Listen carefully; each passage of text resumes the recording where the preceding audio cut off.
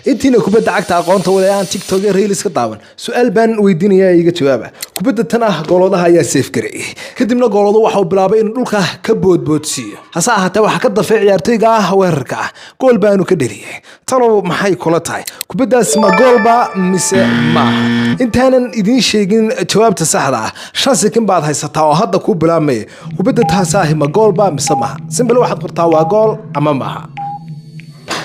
waqtigii waa uu dhamaaday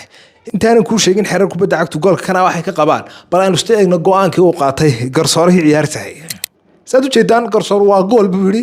kooxdii laga dhaliyay haba yaraatee wax mucaaradada kama keenin ee waa ay ku qanceen go'aankaas sidoo qaatay hase ahaatee isla markiiba wax looga wacay Verta kadibna sidoo wax u diiday goolkii oo waxa uu yiri kubaddani gool maaha xanaaqadna waxa uu dhigay gool wadihii haddaba